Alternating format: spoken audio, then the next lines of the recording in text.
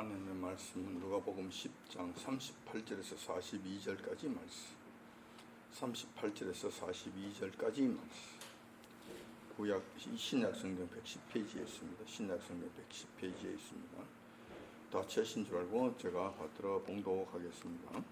저희가 길 갈 때에 예수께서 한촌에 들어가시며 마르다라 이름하는 한 여자가 자기 집으로 영접하더라. 그에게 마리아라 하는 동생이 있어 주의 발 아래 앉아 그의 말씀을 듣더니 마르다는 준비한 일이 많아 마음이 분주한지라. 예수님께 나아가 가르되 주여 내 동생이 나 혼자 일하게 두는 것을 생각지 아니하시나이까? 저를 명하사 나를 도와주라 하소서. 주께서 대답하여 가라사대 마르다야 마르다야 내가 많은 일로 염려하고 근심하나 그러나 몇 가지만 하든지 혹 한 가지만이라도 족하니라. 마리아는 이 좋은 편을 택하였으니 빼앗기지 아니하리라 하시니라. 아멘. 오늘 본 말씀 중심으로 해서 마르다의 고민과 마리아의 더 좋은 선택이라는 제목으로 말씀을 나누고자 합니다. 우리는 이 세상을 살아가면서 수많은 고비들을 만나게 됩니다. 어려움 없이 고민 없이 행복하게만 살아가는 사람이란 아무도 없습니다.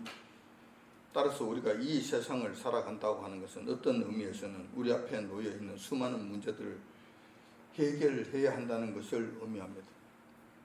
인생의 갈림길에 섰을 때는 그때마다 선택을 하면서 살아야 한다는 것을 의미합니다.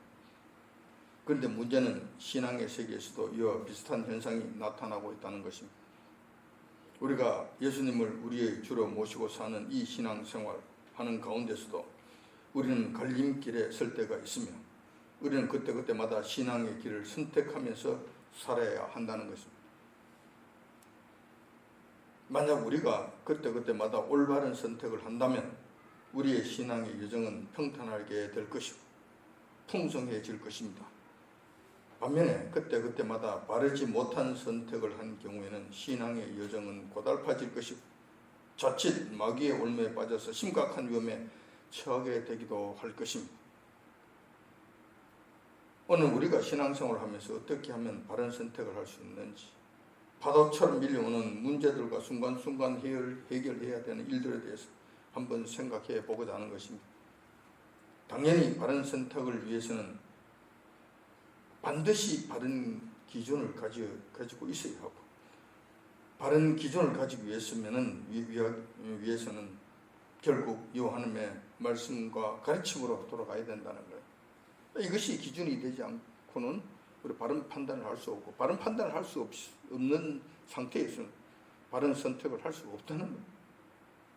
자, 그래서 결국은 우리는 하나님의 말씀으로 돌아가야 돼요. 하나님 말씀만이 진리고 하나님 말씀이 온전하시고 하나님 말씀만이 영원하시기 때문에 그래요. 모든 인간들의 삶과 생각과 사상과 학문과 과학과 예술과 음악 모든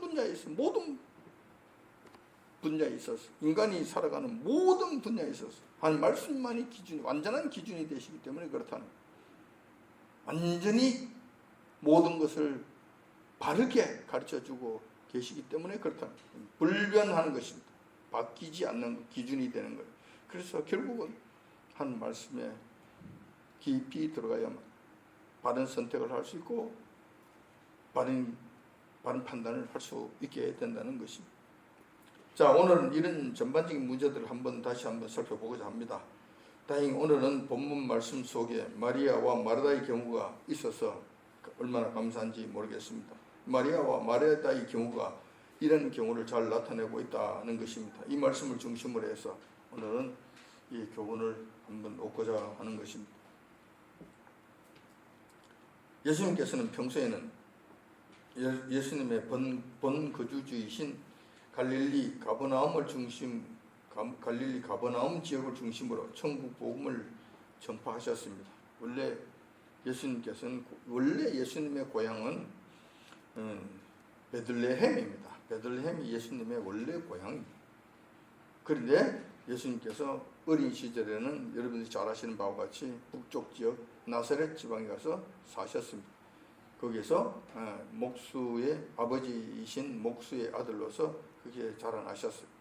그러신 다음에 아마 아버지께서 요셉, 아버지 되신 요셉이 일찍 돌아가신 것 같아요.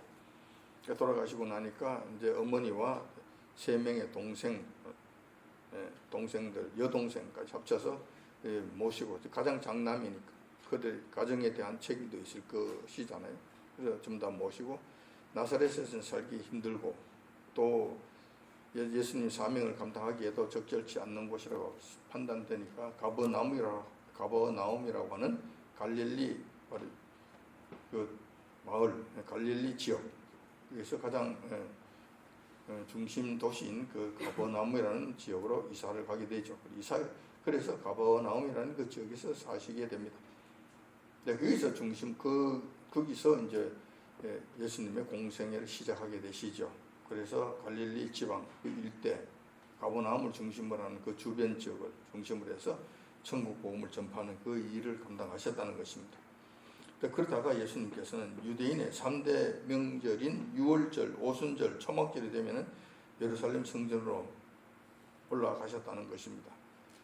성경에서 그 말씀하고 있잖아요. 이 명절 때는 성전에 와서 너희들이 여호와님 앞에 얼굴을 보이도록 하라라고 명령을 하셨기 때문에 예수님께서도 그 명령을 따라서 그 명절이 되시면은 그 예루살렘으로 이제 올라가시곤 하셨다는 것입니다. 자, 그래 예루살렘에 올라가셨으면 그냥 놓으시는 것이 아니고 거기에 뭐 성전에서의 뭐 그 제사에 그냥 참석하시고 끝나는 그런 것이 아니고, 그때 명절 때가 되면 전 세계에서 명절을 지키기 위하여 예루살렘으로 올라온 수많은 유대 민족들이 있습니다. 그들을 대상으로 해서 또 끊임없이 천국 복음을 증거하는 그 사명을 감당하셨다는 것입니다. 근데 여러분들도 잘 아시는 바와 같이 예수님은 천지를 창조하신 창조주시오, 하나님의 독생하신 아들이시며 이 땅에 구세주로 오신 것이잖아요. 다시 말해서 유대인들뿐만 아니라 세상 모든 사람들을 구원하시기 위하여 오신 구세주이시잖아요. 그럼에도 불구하고 유대인들은 예수님을 반기지 아니하였습니다. 오히려 크게 미워하고 배척하였던 것입니다. 이러한 현상은 예루살렘 성전이 가까워올수록 그 지역이 가까워올수록 더욱더 심하였다는 것입니다. 그래서 예루살렘 성전의 대제사장들과 바리새인들과 서기관들, 사두개인들, 이런 사람들 예수님을 극도로 싫어하고 극도로 미워, 그걸 죽이려고 모이까지 하는 이런 일들이 있었다는 것입니다. 그래서 성경은 예수님의 배척받는 모습을 이렇게 기록하고 있습니다. 요한복음 1장 10절 11절에 보면 이렇게 기록되어 있습니다. 그가 세상에 계셨으며 세상은 그로 말미암아 지은 바 되었으되 세상이 그를 알지 못하였고 자기 땅에 오매 자기 백성이 영접지 아니하였으나, 예수님이 이런 신세이셨다는 것입니다. 또한 예수님께서도 친히 제자들에게 이렇게 말씀해 주셨습니다. 이것이 누가복음 9장 58절에 잘 기록되어 있습니다. 거기 보면은 예수님께서 가르사대 여우도 굴이 있고 공중에 새도 집이 있으되 인자는 머리 둘 곳이 없도다 하시고, 예수님의 처지가 얼마나 참 황당했는지, 그리고 머리 둘 곳이 없고 몸 하나 간수할 곳이 없는 그 정처 없는 삶을 살아가시는 그런 모습들을 주님께 친히 말씀해 주셨다는 것입니다. 이러한 현실적 상황 속에서 예수님께서는 유대인들의 명절을 맞이하게 되면 어김없이 예루살렘에 올라가셨습니다. 그러나 올라가셨다 하더라도 저녁이 되면 마땅히 쉬실 곳이 없으셨다는, 영접하는 자가 없다는 것이죠. 예루살렘 성안에 수많은 유대인 사람들이 살고 있었지만 누구 하나 예수님을 반기는 자가 없었고 모시려고 하는 자가 없었고 대접하려는 자가 없었다는, 오히려 그걸 배척하고 미워하고 괴롭히는 이런 일들로 점철되었다는. 그래서 예수님께서는 할 수 없이 저녁이 되면, 예루살렘 성문이 닫히는 시간이 되면 제자들과 함께 예루살렘 성 안에서 나와 인근 감람산 기슭에 있는 베다니 마을로 가셨던 것입니다. 왜냐하면 성 안에는 쉬실 곳이 없으시기 때문에 그래요. 몸 하나 간수할 곳이 없으시기 때문에 그래요. 어쩔 수 없이 그래서 나오신 거예요. 그런데 그것 베다니 마을에는 다행히도 마리아와 마르다라고 하는 자매가 살고 있었습니다. 이 자매들이 오고 가실 곳이 없으신 예수님을 영접했다는 것입니다. 이 자매들이 그 수많은 예루살렘 성 안에 잘 먹고 잘 사는 기득권 세력들은 예수님을 쳐다보지도 않는데 이 가난한 마리아와 마르다 이 자매들이 예수님을 진심으로 반겼다는 거예요. 그래서 예수님께서는 예루살렘으로 올라가시게 되면은 수시로 마리아와 마르다 집으로 가셔서 저녁이 되면 고단한 몸을 쉬시는 이런 일들을 하셨다는 거예요. 그날도 예수님께서는 예루살렘 성 안에서의 고단한 하루의 일정을 마무리하시고 베다니 마을 마리아와 마르다의 집으로 가셨습니다. 물론 마르다가 예수님을 영접했다고 성경 기록하고 있습니다. 예수님께서는 그냥 불쑥 들어가실 리가 없으시잖아요. 원하지 아니하시는데 가시는 일은 없으시잖아요. 그런 일 안 하시는 분이시잖아요. 그래서 마르다가 예수님을 너무 사모한 나머지 우리 집에 오셔서 쉬시옵소서라고 간청을 하니까 예수님께서 그 간청하는 그 영접하는 그 모습을 참 귀하게 여기시고 그 집에 가셨던 거예요. 그렇게 가셨다는 거예요. 그런데 예수님께서 어디를 가시던 길에는 다수의 사람들이 따라다녔습니다. 아마도 한 20여 명은 되지 않았겠나. 최소한 20여 명은 되지 않았겠나 하는 생각이 들어요. 우선 12명의 제자들이 있었잖아요. 늘 같이 따라다녔고. 그리고 또 수종드는 막달라 마리아와 같은 수종드는 여인이 또 오셨고, 그 외에도 예수님 말씀을 듣기 위해서 진심으로 예수님을 따라다니는 자들도 있었어요. 마띠디아라고 하는 그런 사람도 있었다는 거예요. 그래서 그가 나중에 가룟유다 대신으로 12사도 중에 한 사람으로 들어갔잖아요. 뽑히기에 들어갔잖아요. 그 조건 중 하나가 예수님이 계실 땅에 사역하실 때 같이 따라다니면서 같이 배웠던 그 배워야 되는 그 조건이 충족돼야 제자의 자리에 들어갔던 거예요. 마따디아도 있었던 거예요. 그래서 하여튼 그 외에도 진실로 따라다니는 사람들이 여러 명 있었다가 최소한 20명 이상은 되었을 것이라고 판단된다는 거예요. 따라서 이번 예수님께서 마리아와 마르다의 집으로 들어가실 때에도 예수님 한 분만이 아니시고 적어도 20여 명 이상과 함께 하셨을 것으로 예상되었다는 것입니다. 마리아와 마르다의 입장에서는 그 귀하신 예수님께서 자신의 집에 오셨으니 얼마나 기뻤겠나, 얼마나 영광스럽겠는가. 예수님을 사모하는 마음이 있었기 때문에 그랬을 거예요. 그러나 문제는 예수님께서 방문하실 그 당시에는 저녁 시간이어서 저녁 식사를 대접해야 하는 일이 남아있다는 것. 저녁 식사를 대접해야 된다는 것입니다. 더욱이 문제는 예수님 한 분이시라면 별 큰 무리가 없었겠지만 20여 명의 제자들과 주인들이 함께 함으로 말미암아 저녁 준비가 결코 만만치 않았다는 것입니다. 이게 쉬웠겠는가? 만만치 않았다는 것이죠. 이러한 상황 속에서 마리아와 마르다는 각각 다른 선택을 하게 됩니다. 그 선택에 따라 마리아는 마리아대로, 마르다는 마리아대로 그 선택한 길을 따라 갔다는, 자기 일을 했다는 것입니다. 상황은 같습니다. 예수님께서 제자들과 추종자들 데리고 마리아와 마르다의 집에 오셨다는 것, 상황 같잖아요. 틀린 거 하나도 없어요. 똑같아요. 상황은 같은데 그 상황에 따라서, 그 상황에 따라 무엇을 해야 할 것인지 판단하고 선택하는 것은 마리아와 마르다가 각기 달랐다는 것, 상이했다는 것. 상황은 같았는데 이 상황에 따라서 내가 무엇을 해야 될 것인가, 무엇을 선택해야 될 것인가,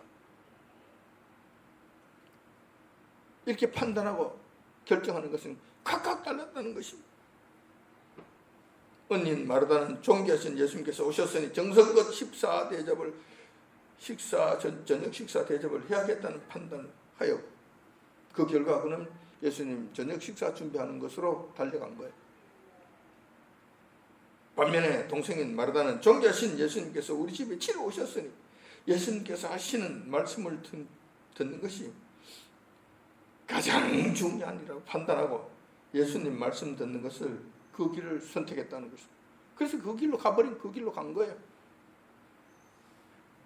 어떻게 보면 언니인 마르다는 복잡한 일을 선택한 것 같고 동생인 마르다는 아주 단순하고 간단한 일을 선택한 것 같습니다. 문제는 두 자매의 선택이 서로 상이한 것이어서 두 가지 일을 동시에 할 수 없었다는 것입니다. 식사 준비를 하게 되면 어쩔 수 없이 예수님의 말씀을 들을 수 없고 예수님의 말씀을 들으면 식사 준비를 할 수 없게 된다는 것입니다. 그렇기 때문에 이러한 상황에서는 한 가지만 선택한 그 길을 해야 한다는 것입니다. 우리 이 땅에 사는 날 동안 인간에게는 이럴 수밖에 없는 한계가 있는 거예요. 두 가지를 다 했으면 좋겠는데 그렇게 되지 않는다는. 그런데 이러한 상황이 여러분들에게 임했다면 여러분들은 과연 무슨 선택을 하셨을까? 나라면 이런 상황에서 어떤 선택을 할 수 있었을까? 부득불 한 가지를 선택하라면 무엇을 선택했을 것이며 그 근거는 무엇인가? 무엇 때문에 그것을 그것을 선택하고 결정했었을까? 한번 생각해 보지 않을 수 없다는 거예요. 왜냐하면 이런 일들은 우리의 삶 속에서도 수시로 일어날 것이고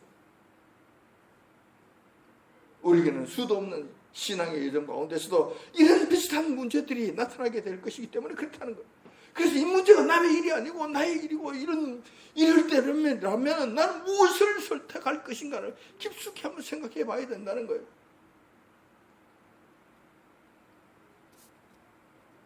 이러한 문제들은 마리아와 마르다가 각각 무슨 생각으로 각자 다른 결정을 하게 되었는지 살펴봄으로써 교훈을 얻을 수 있다는 것입니다.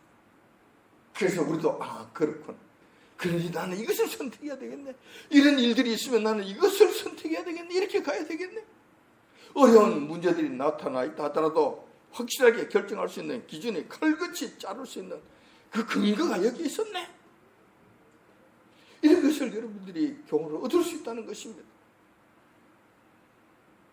먼저 마르다의 경우를 한번 살펴봅시다. 왜 마르다는 이런 결정을 하게 되었던가? 그 원인을 한번 살펴보자는 것입니다. 그 원인은 누가복음 10장 40절에 잘 나타나 있습니다. 방금 봉독해 드린 말씀이잖아요. 마르다는 준비한 일이 많아 마음이 분주한지라 예수님께 나아가되 주여 내 동생이 나 혼자 일하게 두는 것을 생각지 아시나이까 저를 명하여 나를 도와주라 하소서. 자, 이 말씀을 우리 곰곰이 잘 한번 생각해 보면은 언니 마르다는 예수님과 일행들이 집에 오심으로 인해 마음이 분주해졌다는 것을 알 수 있습니다. 자, 왜 분주했을까? 예수님 오심으로 기쁜 마음은 잠시고 이어서 이 많은 손님들을 어떻게 대접해야 될 것인가?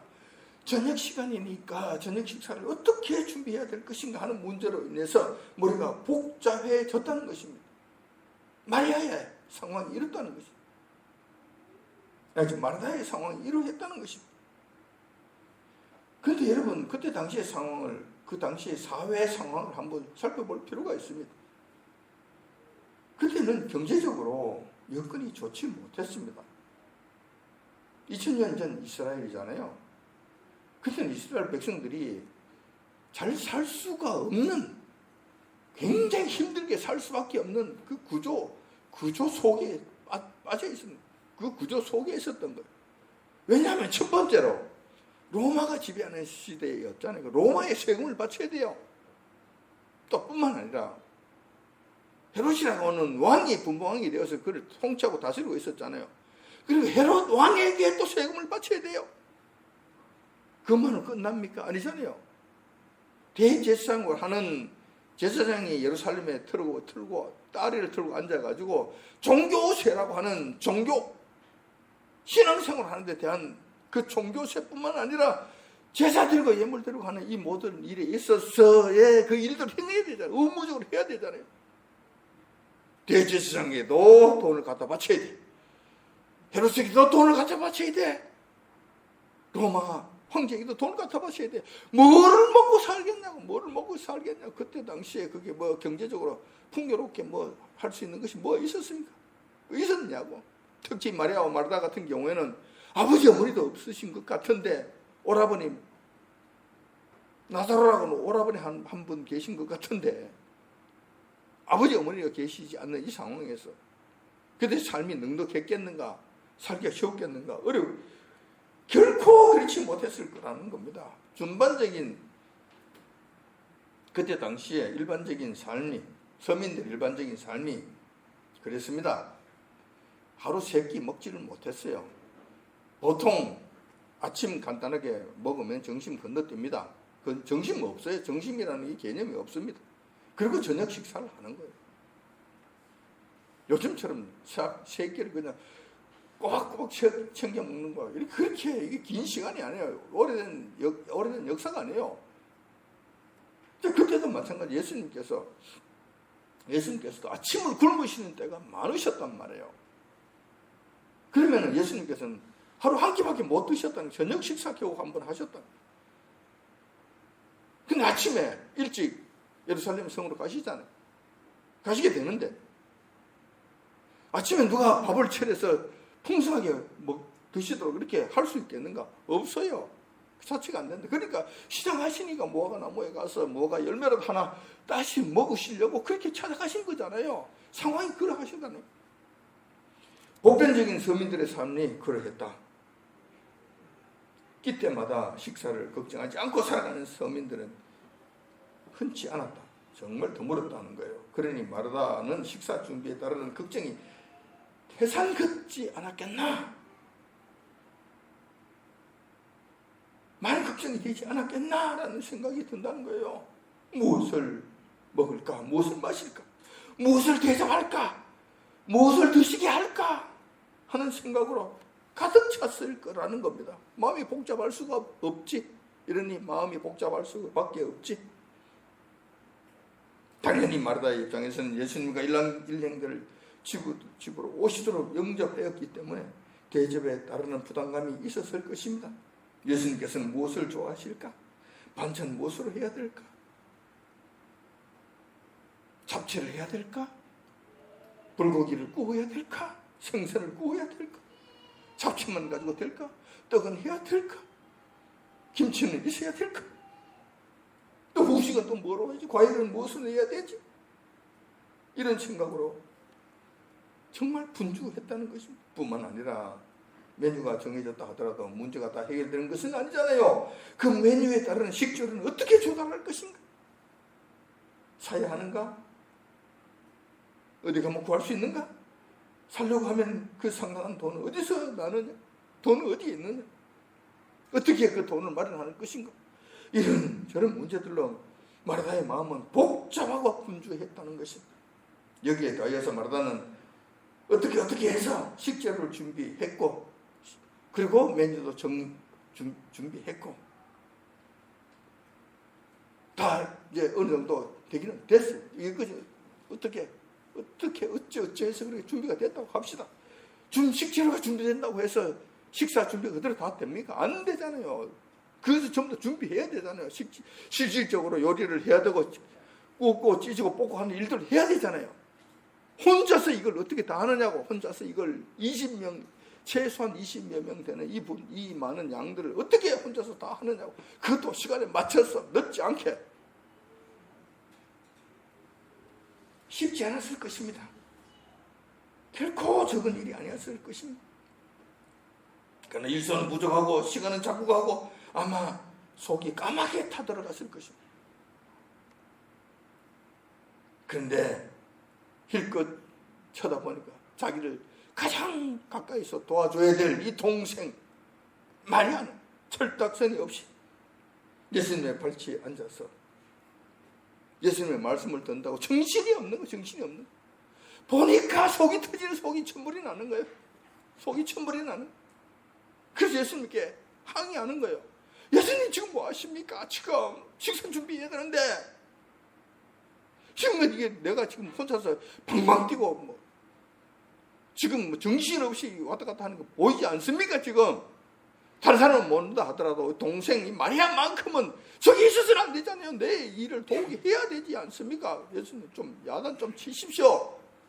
언니 일 좀 도와줘. 내 언니 혼자서 힘들잖아.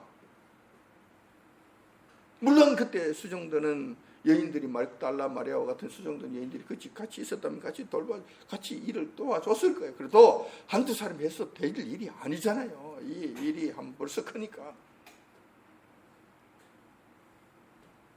그래서 예수님께 그렇게 요청을 했다는 것입니다. 그냥 누워 10장 요청 자, 네. 자, 그런데 이제 같은 상황 속에서 똑같은 상황이잖아요. 예수님 오셔서 지금 그 일행들과 더불어서 이 마리아와 마르다의 집 오셨다는 이 상황 같잖아요. 그런데 마르다의 동생 마리아는 무엇을 선택하는가?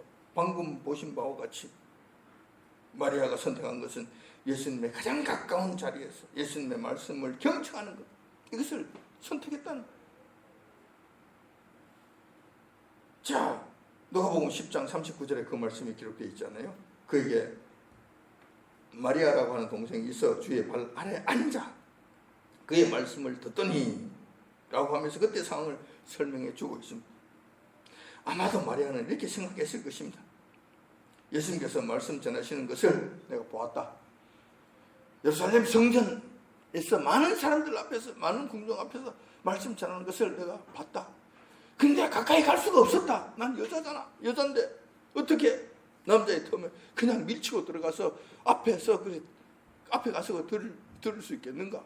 먼 발치에서밖에 들을 수밖에 없는데, 먼 발치에서 예수님의 전하는 그 말씀을 들을 수밖에 없는 그런 상황인데, 먼 발치에서 들으니 감질만 나더라. 듣고 싶은데, 정말 잘 듣고 싶은데, 근데 그 기회가 주어지지 않더라. 먼 발치에서만 들으니 감질만 나고 제대로 들리는 것도 없고 마음 속만 상하더라.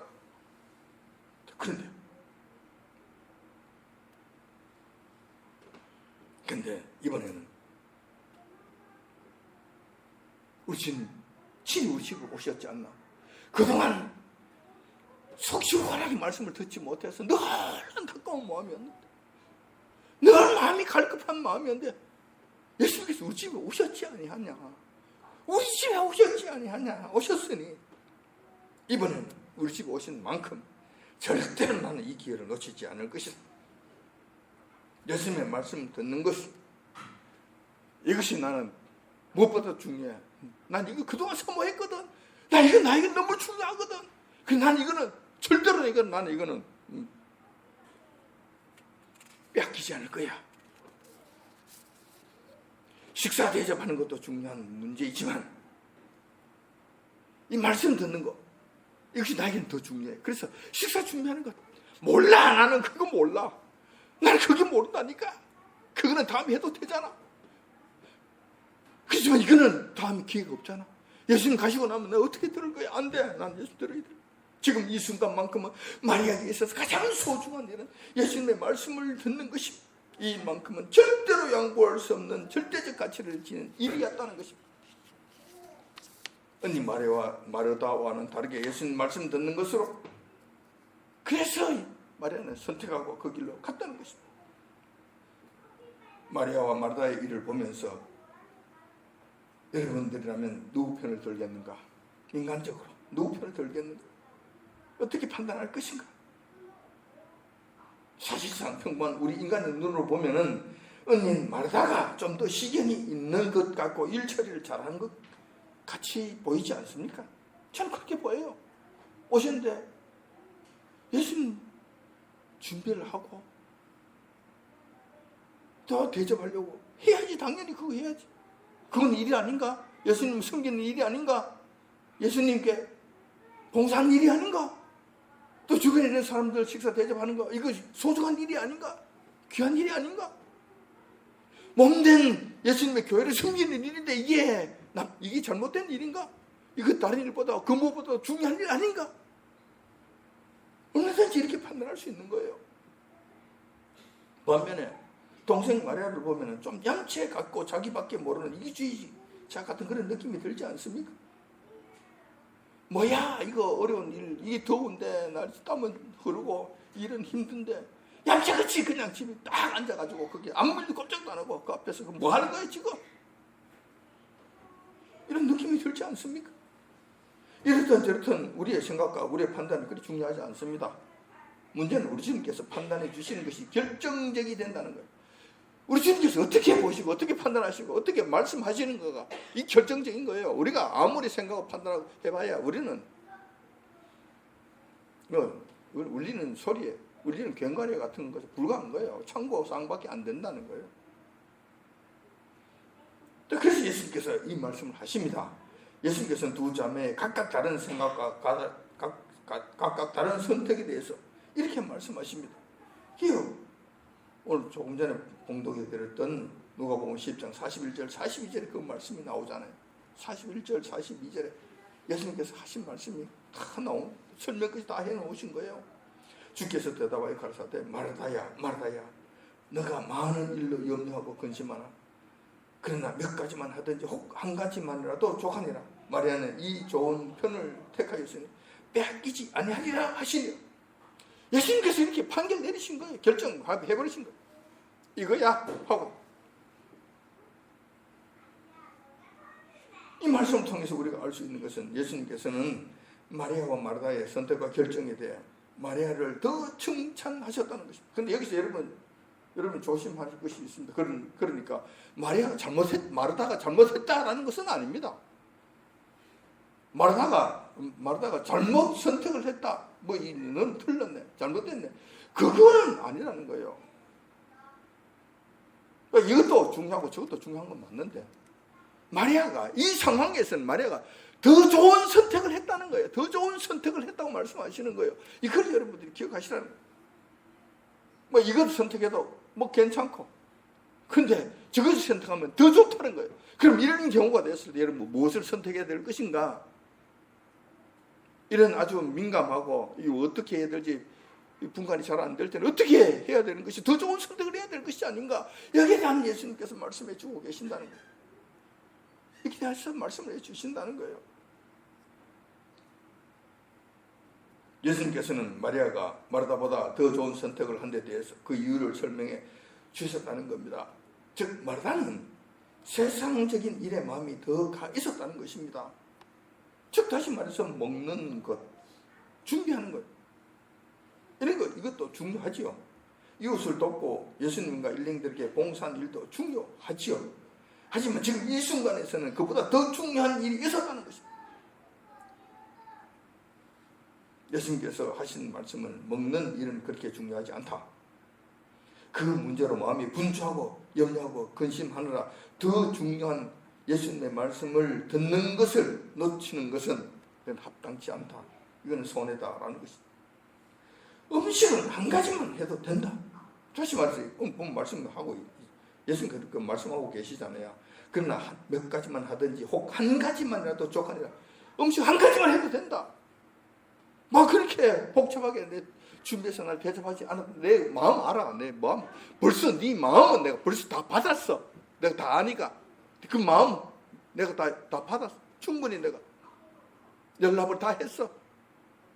근데 지금 너 복잡하잖아. 이 음식을 준비하려고 할 것 같으면 돈도 없고 준비하는 것도 그렇고 식단 짜는 것도 그렇고 무엇을 해야 되는 것이 복잡하잖아. 이것도 해야 되고 저것도 해야 되고 잡채도 해야 되고 고기도 구워야 되고 전도 부쳐야 되고 이것저것 정신없지. 그러지 마. 괜찮아. 한 가지만 해도 돼. 다시 말해서 돈 없잖아. 라면 한 개만 끓여. 라면 끓여서 같이 한 그릇씩 나눠 먹으면 돼. 한 가지만 하면 돼. 그렇게 먹어도 돼. 나는 괜찮아. 문제 없어. 먹는 것이 그렇게 중요하지 않아. 소위 말해서 안 먹어도 괜찮아. 안 먹는다고 우리가 죽느냐? 근데 내 말씀을 듣지 않으면 너가 죽잖아. 영원히 죽지 않느냐? 이 말씀을 지금 하시는 거예요. 이 말씀을 지금 하시는 거예요. 자, 그런데 라면 끓이는 것이 너무 참 체면에 서지 않고 예수님같이 영접에 모셨는데 한 가지로 하는 것은 그 라면 끓여서 대접하는 것은 못내 아쉽다고 생각할 것 같으면 그러면 간단하게 해라. 몇 가지만 하면 된다. 한두 가지만 하면 된다. 밥하고 김치하고 그리고 뭐 여름이니까 오이 냉채국 하나 하고 막 그 정도면 해. 그래서 한 그릇씩 먹으면 되잖아. 쌀밥 없어? 버려 하면 되잖아. 그래서 그렇게 먹자. 안 되면 국수에 국수 삶아서 김치 하나에다가 국수에다 먹으면 되잖아. 그렇게 해도 돼. 간단하게 해도 되잖아. 그렇게 간단하게 하고 나머지 시간은 빨리 마무리를 짓고 나머지 시간은 내 말씀 듣는 것이 더 좋지 않겠니? 그렇게 하는 것이 더 낫지 않겠니? 마르다에게 지금 이렇게 설명해 주고 계시는 거예요. 주님께 이렇게 말씀하시는 거예요. 반면에 마리아에게는 칭찬을 하셨는데 마리아는 마음이 복잡하지 않았습니다. 분주하지 않았습니다. 왜냐하면 그저 예수님 식사 대접하는 이 일을 던져버렸기 때문에 나는 말씀 듣는 것이 가장 중요해. 단순하잖아요. 담백하면 단순합니다. 그렇게 예수님 말씀 듣는 나는 일념으로 식사 준비 같은 것은 뒷전으로 넘겼기 때문에 그 마음 분주하지 않았습니다. 복잡할 것이 없어요. 다시 말해서 세상적인 일보다는 영적인 일, 육신적인 약식보다는 영의 양식을 더 소중하게 여겼다는 것입니다. 따라서 마리아는 저녁 식사를 하지 않아도 배고픈 줄도 모르고 말씀 삼매경에 빠졌던 이 식사 준비하는 걸 잊어버렸어요. 저녁 식사 또 잊어버린 거예요. 배고픈 줄도 모르고 말씀 삼매경에 빠져서 예수님 무릎 앞에 앉으시 가장 가까운 자리에, 가장 좋은 자리에, 가장 앞자리에, 가장 잘 들리는 자리에 앉아서 예수님의 숨결 하나조차도 놓치지 않겠다. 사실상 여러분들 멀리 있는 거하고 가까이 있는 거하고 차이가 좀 있습니다. 영향력이 차이가 있어요. 멀리 있으면 멀리 있는 만큼 영향력이 떨어져요.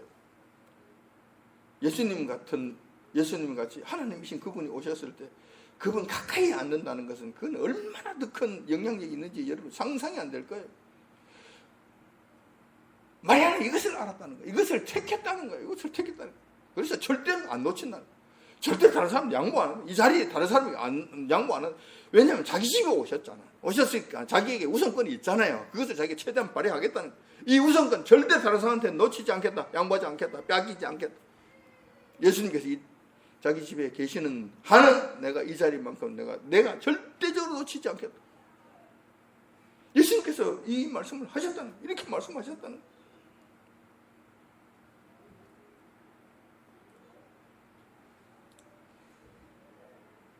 이 말씀을 통해서 우리가 알 수 있는 것은 같은 주의 일을 한다고 하더라도 우리는 마리아처럼 더 좋은 선택이 있을 수 있다는 것과 더 좋은 선택을 따라 신앙생활을 하는 것이 좋다는 거예요. 더 좋은 선택을 하면서 하는 것이 필요하다는 것입니다. 더 중요한 것은 본문에서 예수님께서 친히 가르쳐 주신 바와 같이 우리 선택의 최고봉은 하나님의 예수님의 말씀을 듣는 것이라는 이 사실입니다. 이런 선택을 했을 때 우리는 마리아처럼 예수님께로부터 더 나은 선택을 했다면서 칭찬받을 수 있다는 것입니다. 이 사실은 여기서만 말씀하시는 것이 아니에요. 예수님께서 말씀하시는 것이 아니에요. 구약에도 이 말씀을 해놓고 있었어요. 분명히 구약에도 이 말씀을 확실하게 말씀을 놓고 있어요. 똑같은 말씀이 있으십니다. 여러분들에게 이걸 찾으라 그러면 못 찾을 것인데 제가 여러분들에게 이겁니다라고 말씀하시면 아 맞아 그거 맞아 바로 그렇게 말씀하실 거예요. 이것은 바로 시편 1편에 있는 말씀입니다. 복 있는 자는 여호와의 말씀을 주야로 묵상하고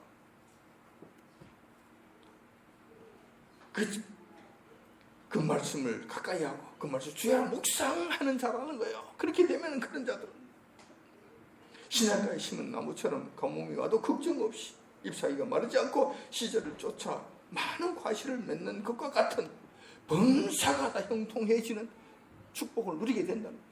이게 복 있는 자라는 거예요. 복 있는 자. 마리아는 이것을 택했다는, 이 길을 택했다는 거예요. 오늘 신앙생활을 하면서 우리에게 다가오는 여러 가지 다양한 상황 속에서 어떤 판단을 하고 어떤 선택을 하면서 살아가야 하는지 하는 문제에 대해서 한번 살펴보았습니다. 오늘 본 말씀을 보니까 우리의 생각은 달리 언니인 마르다보다 동생인 마리아가 더 좋은 선택을 했어. 주님께 칭찬되는 것을 얻게 된 것을 알게 되었습니다. 그 비결은 아주 단순하고 간단했습니다.